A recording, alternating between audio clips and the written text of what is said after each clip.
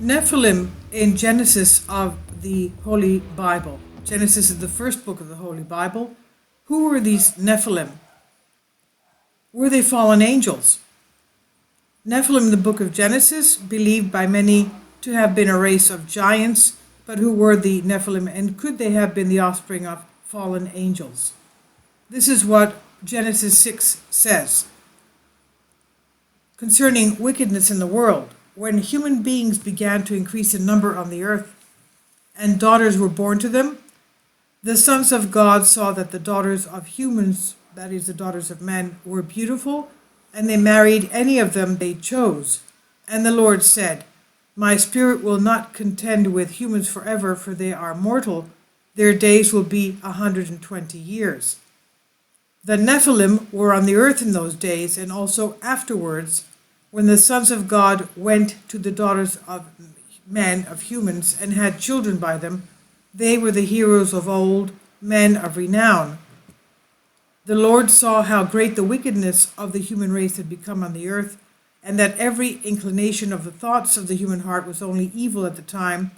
The Lord regretted that he had made human beings on the earth, and his heart was deeply troubled.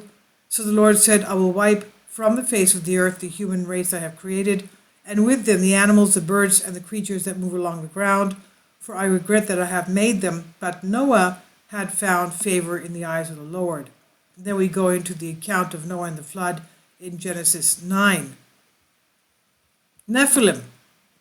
The Nephilim is from the Hebrew word Nephilim. They were the offspring of the sons of God and the daughters of men before the deluge, according to Genesis chapter 6, 1 and 4, that 1 to 4 that we just read. And a similar or identical biblical Hebrew term read as Nephilim by some scholars, or the word fallen by others. Fall means fallen in Hebrew, Aramaic, and that appears in Ezekiel 32:27. The word is loosely translated as giants in some Bibles and left untranslated in others. The term sons of God have been interpreted as fallen angels. That is, in the Abrahamic religion, fallen angels are angels who were expelled from heaven. The literal term fallen angel appears neither in the Bible nor in other Abrahamic scriptures, but is used to describe angels who were cast out of heaven, or angels who sinned. Okay? So these are the fallen angels. And from what we know, there used to be 10 classes of angels, 10 leagues of angels. There are now 9, because one of the League of Angels has fallen. Those were the angels that followed Satan, Lucifer. And that 10th League of Angels is to be replenished. And the only ones that can replenish that 10th League of Angels are human beings. That's why the evil one is so hell-bent on stopping humans from reaching that class of replenishing the angelic order that had fallen. Now, according to Numbers 13:33, they later inhabited Canaan at the time of the Israelite conquest of Canaan. This is what is written in the Holy Bible, Numbers chapter 13. The Lord said to Moses, Send men to spy out the land of Canaan, which I am giving to the Israelites. So they went up and spied out the land. They told him, Yet the people who live in the land are strong, and the towns are fortified and very large. And besides, we saw the descendants of Anak there. Anak, of course, is a figure in the Hebrew Bible. His descendants are mentioned in narratives concerning the conquest of Canaan by the Israelites.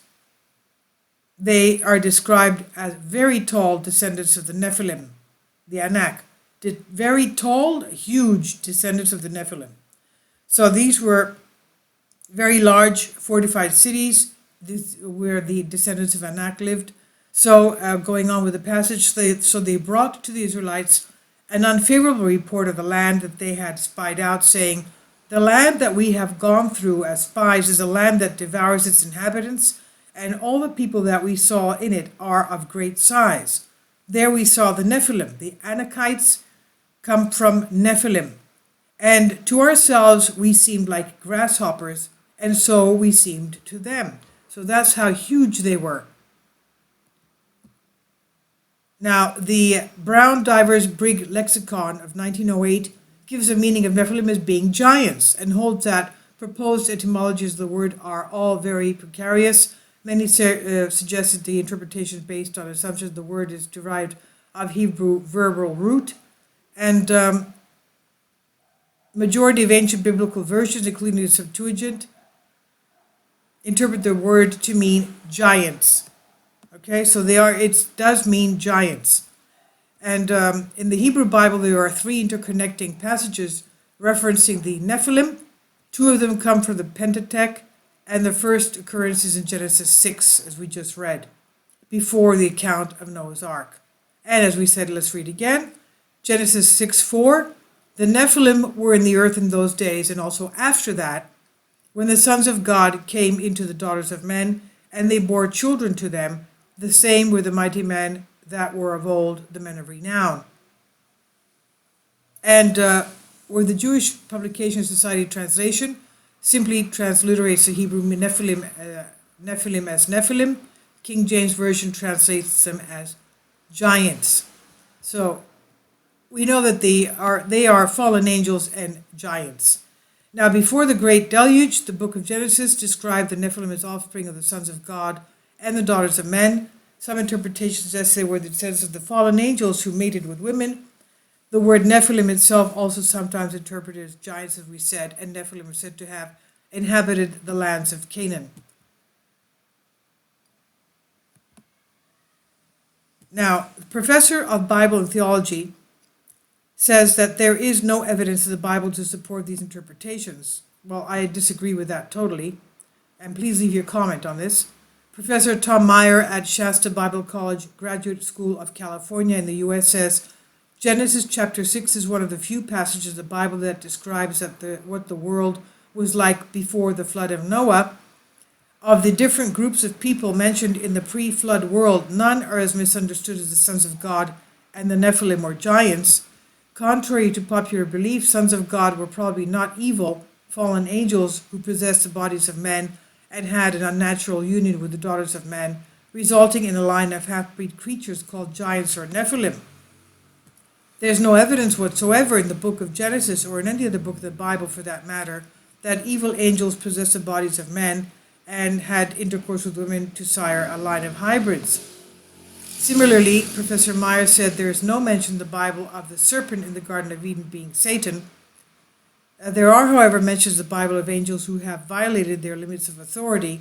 The Epistle of Jude, for instance, teaches of angelic offenders that are restrained with eternal chains until the day of judgment, and Meyer believes that sons of God may have been the leaders of the Sethite family, who were direct descendants of Adam.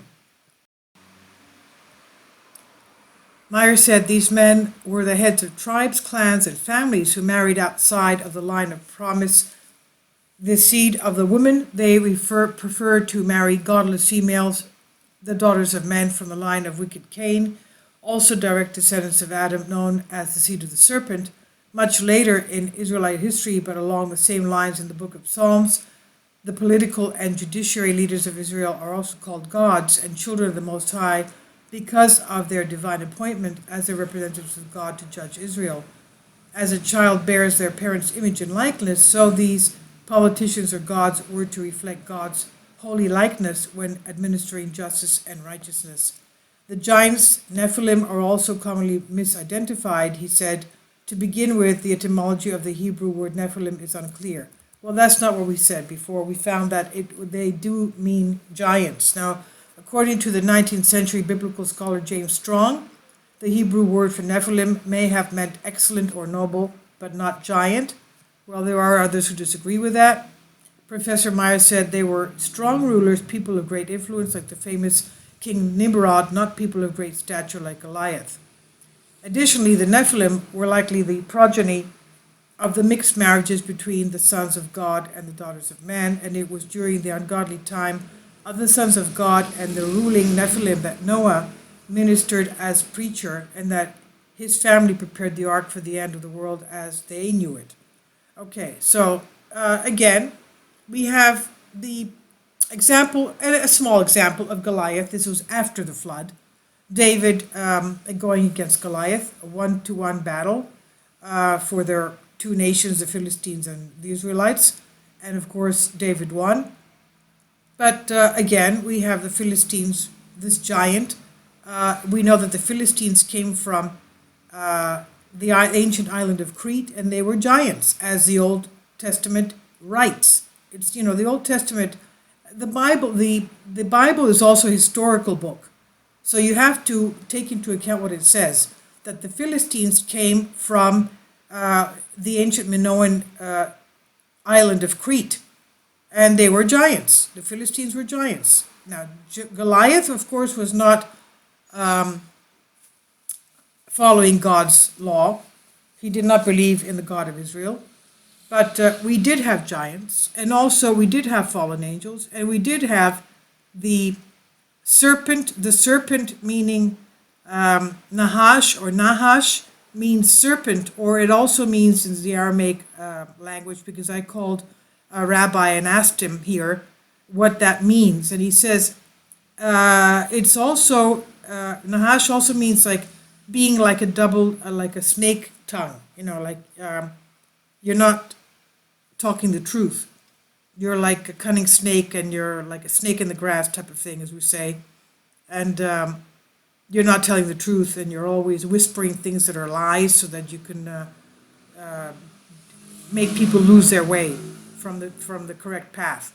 So also we know from the New Testament writings of the Apostle St. Paul that the demonic entities can change, they're shapeshifters. They can change into any type of entity they want. And he told us, he wrote there, that be careful, because the evil ones can change into, the fallen angels can change into angels of light. And that's how the evil one seduced Eve. He changed into an angel of light. That's how he appeared to her. And she was seduced by his beautiful appearance, and she thought that he was an angel, actually an angel of God, an angel of light, of uncreated light. But he wasn't. He was obviously, he looked like an angel of light, but he was telling her something else. That's why our Lord Jesus Christ says you have to be careful of what people say to you, and test them, test the spirits. And if anyone comes telling you something different than what the law, the Word of God says, don't believe them.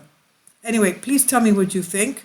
This is on Express UK by Sebastian Kentley, and from Wikipedia, and from the text of Genesis 6 of the Holy Bible. Thank you for your support.